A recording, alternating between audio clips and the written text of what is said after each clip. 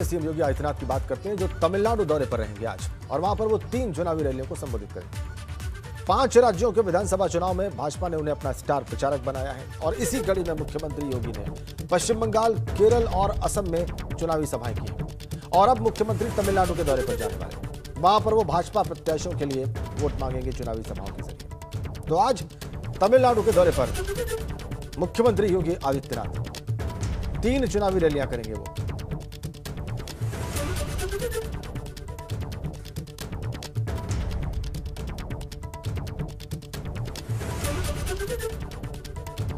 तमिलनाडु विधानसभा में चुनाव प्रचार में आज सक्रिय रहेंगे मुख्यमंत्री योगी आदित्यनाथ। वो आज तमिलनाडु के लिए रवाना होंगे, 3 चुनावी सभाएं करेंगे वहां पर। पश्चिम बंगाल, केरल और असम में वो चुनाव प्रचार कर चुके हैं। आज तमिलनाडु के चुनाव प्रचार में वो शामिल हो रहे हैं। बीजेपी के कैंडिडेट्स के लिए वो तमिलनाडु में इन 3 चुनावी सभाओं के जरिए वोट मांगेंगे। आज तमिलनाडु के दौरे पर मुख्यमंत्री योगी आदित्यनाथ।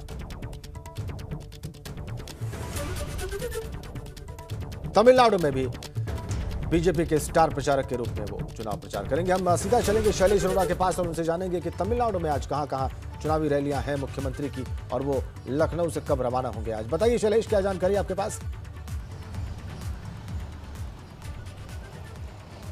राजेंद्र, देखिए सीएम योगी 9:15 बजे यानी 8:45 पर विशेष विमान से रवाना होंगे तमिलनाडु के लिए और उसके बाद 11 बजे के बाद उनकी पहली वहां पर कार्यक्रम होगा जिसमें वो बाइक रैली को रवाना करेंगे। इसके बाद उनकी एक-एक कर 2 चुनावी जनसभाएं हैं अलग अलग क्षेत्रों में।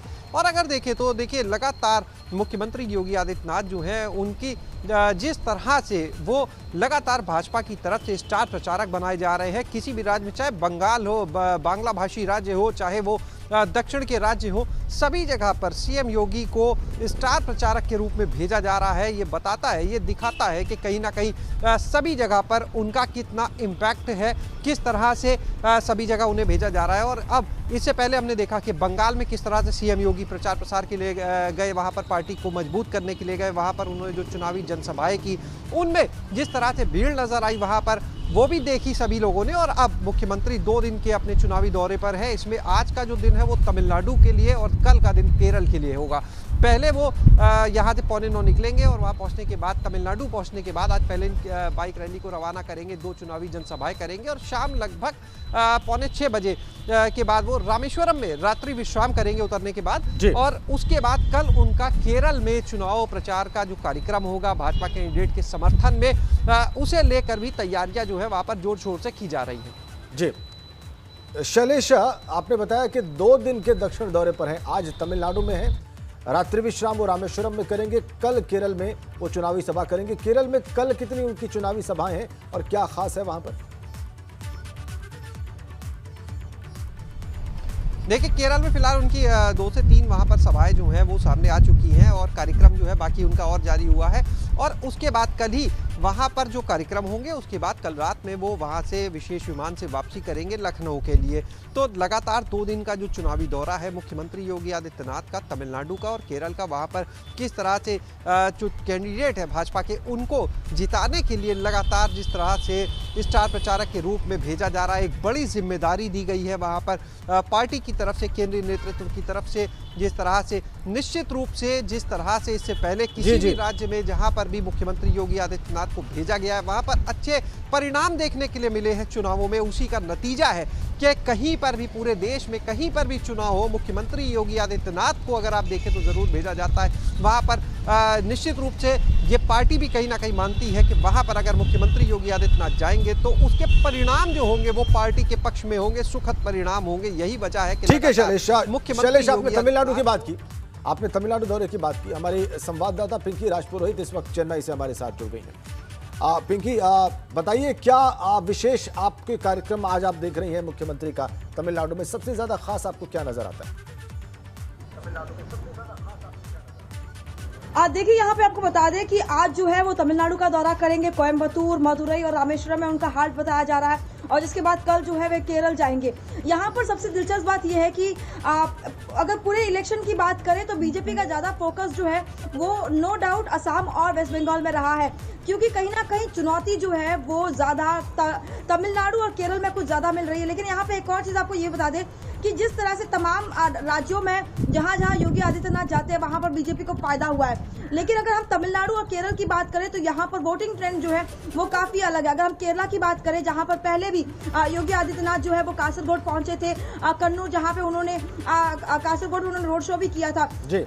यहाँ पर दिलचस्प बात यह है कि केरल एक ऐसा स्टेट है जहाँ पर तमाम जो हिंदू वोटर्स है वो दरअसल अलग अलग पार्टीज के साथ डिवाइडेड है, एक और जो है इनके वोट्स नहीं जाते हैं। तो ऐसे में योगी आदित्यनाथ जो है वो केरल पहुंचकर कितना बड़ा मैजिक जो है वो बीजेपी के लिए कर पाएंगे, क्योंकि इसमें कोई दो राय नहीं कि बीजेपी लगातार अपना वोट शेयर तो वहाँ बढ़ा रही है, लेकिन जो सीट्स है उसमें तब्दील नहीं हो पा रहा है। तो ऐसे में क्या इस बार सबरीमला के मुद्दे को जिस तरह से बीजेपी जोर शोरों से उठा रही है, क्या उसका फायदा उन्हें केरला में होगा? क्या योगी आदित्यनाथ जब वहां पर पहुंचेंगे तो क्या इस मुद्दे को और भी ज्यादा बड़ा करने की कोशिश करेंगे? इन सब पर हमारी नजर जरूर रहेगी। और क्या हिंदुओं के जो वोट्स है वो एक तरफा करने में कहीं ना कहीं कामयाब होंगे, ये बड़ा सवाल है जी। बिल्कुल बिल्कुल पिंकी, केरल में तो पहले भी मुख्यमंत्री चुनाव प्रचार कर चुके हैं। गोरक्षनाथ पीठ जो है उसकी अच्छी खासी फॉलोइंग है केरल में, लेकिन तमिलनाडु में वो आज रैली करने जा रहे हैं, चुनावी सभाएं करने जा रहे हैं, ये विशेष है। इसके बारे में बताइए कि ये जो स्थानों का चुनाव हुआ है, जिन शहरों का चुनाव हुआ है, इसका आधार क्या है? क्यों इन्हीं शहरों में मुख्यमंत्री की रैली रखी गई है? देखिए, आपको बता दें कि जिन जिन इलाकों में मुख्यमंत्री योगी आदित्यनाथ की रैली रखी हुई है वो ऐसा माना जाता है कि हार्डकोर एआईएडीएमके का गढ़ है और बीजेपी का गढ़ है। और यही कारण है कि बीजेपी को खास तौर पर ये लगता है कि अगर इन पर्टिकुलर एरियाज में अगर योगी आदित्यनाथ से अगर रैली करवाई जाए तो इसका सीधा फायदा जो है वो बीजेपी को जरूर होगा। और ये तमाम वो एरियाज है जहां पर एआईएडीएमके के गठबंधन में बीजेपी के प्रत्याशियों को यहाँ से टिकट दिए गए हैं। अगर हम कोयम्बटूर की बात करें तो वानती श्रीनिवासन जो कि भाजपा की महिला मोर्चा अध्यक्ष भी है, तो और वो जो है कमल हासन के सामने है। तो कहीं ना कहीं जो चुनौती है उस सीट पर वो काफी ज्यादा चैलेंजिंग है कमल हासन के सामने वानती श्रीनिवासन की। उसी तरह से अगर हम मदुरई की बात करें तो लगातार बीजेपी वहां पर जल्लीकट्टू जो कि बैलों के लड़ने का जो खेल है उसमें कहीं ना कहीं लगातार कांग्रेस और डीएमके को घेर रही है कि किस तरह से उनकी जब सत्ता थी तो उन्होंने बैन कर दिया था और जब बीजेपी की सरकार आई तो उन्होंने वो बैन जो है लिफ्ट कर दिया था। तो तमाम इश्यूज को उठाते हुए कहीं ना कहीं कोशिश जरूर हो रही है कि किसी तरह से एआईएडीएमके और बीजेपी का जो गठबंधन है वो इस बार फिर से हैट्रिक मारे जी। बहुत शुक्रिया आपका पिंकी राजपुरोहित इन जानकारियों के लिए। शैलेश, आपसे आग्रह है आप हमारे साथ लगातार जुड़े रहिए। आगे बढ़ते हैं। उत्तर प्रदेश समेत देश के कई हिस्सों में एक बार फिर से कोरोना वायरस खतरनाक रूप लेने लगा है। हर दिन देश में कोरोना के एक्टिव केसेस बढ़ते जा रहे हैं और अब उत्तर प्रदेश में भी कोरोना की दूसरी लहर ने खतरनाक रूप दिखाना शुरू कर दिया है। बीते 24 घंटों में पूरे यूपी में कोरोना के नए मामले करीब 918 पहुंचे हैं पिछले 24 घंटे में। सबसे ज्यादा राजधानी लखनऊ के 446 मामले रिपोर्ट हुए हैं और प्रदेश में बढ़ते खतरे का अंदाजा इस बात से लगाया जा सकता है कि 1 मार्च को जहां पर कुल एक्टिव केसेस की संख्या थी पूरे प्रदेश में 2078, 29 मार्च को यह संख्या जा पहुंची 8669 और सबसे ज्यादा 2598 मामले लखनऊ से आए। राजधानी में कोरोना के बढ़ते मामलों पर लखनऊ के एसीएमओ डॉक्टर एमके सिंह का कहना है कि बाहर से आने की वजह से यूपी में लोगों के कोरोना के मामले बढ़े।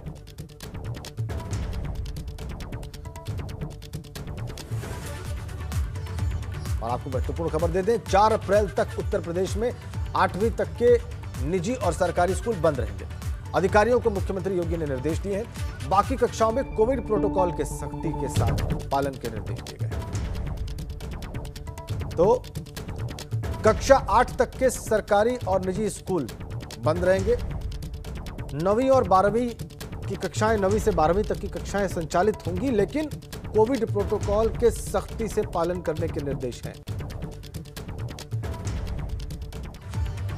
और लखनऊ विश्वविद्यालय के कुछ शिक्षक कोरोना संक्रमित मिले हैं। विश्वविद्यालय शिक्षक संघ ने अब 31 मार्च तक ऑनलाइन पढ़ाई की बात थी, उसको आगे बढ़ाने की बात कही। 31 मार्च तक ऑनलाइन पढ़ाई के निर्देश थे।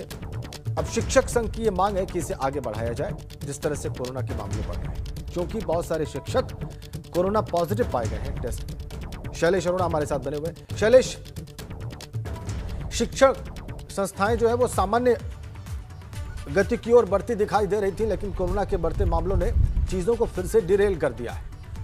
क्या आगे रहेगा, इस बारे में जरा हमारे दर्शकों को बताइए। बिल्कुल निश्चित रूप से देखिए राजेंद्र, अभी फिलहाल जो हालात बन रहे हैं, जिस तरह होली के पहले सभी शिक्षण संस्थाओं में अवकाश किया गया था, यानी जो कक्षा 1 से 8 तक के संस्थान थे वहां पर 24 से 31 मार्च तक, जो कक्षा 9 से 12 के थे वहां पर 25 से लेकर 31 मार्च तक के लिए होली के अवकाश को बढ़ाया गया था, सिर्फ और सिर्फ कोरोना की वजह से।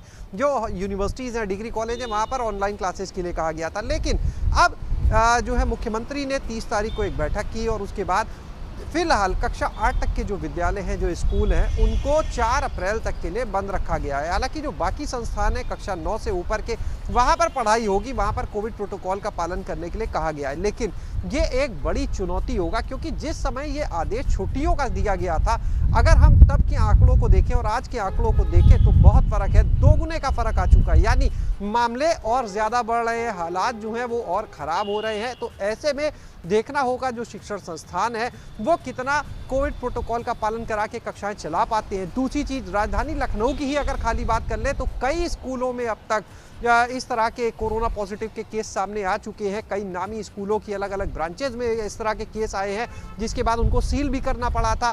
तो देखना ये होगा कि कल से जब स्कूल और कॉलेज एक बार फिर से कक्षा 9 से ऊपर के जब एक बार फिर से खुलेंगे शिक्षण संस्थान, तो वहाँ पर कितना कोविड प्रोटोकॉल का पालन होता है, कितना वहाँ पर एहतियात बरती जाती है, ये देखने वाली बात होगी। क्योंकि इतना आसान नहीं है इन हालात में वहाँ पर बहरहाल देखना होगा क्या वहाँ पर सख्ती ली जाती है। वहीं जो शिक्षण संस्थान है, जैसे अगर बात करें लखनऊ यूनिवर्सिटी की, तो वहाँ पर शिक्षक है कि अब ऑनलाइन क्लासेस चलाई जाए। फिलहाल उन्होंने कहा है कि लगातार महत्वपूर्ण बात यही है शैलेश के कोरोना गाइडलाइंस का पालन कितनी सख्ती से, कितना इफेक्टिवली हो पाता है शिक्षण संस्थानों में, जिसके निर्देश मुख्यमंत्री ने दिए हैं। बहुत बहुत धन्यवाद शैलेश आपका इन तमाम जानकारियों।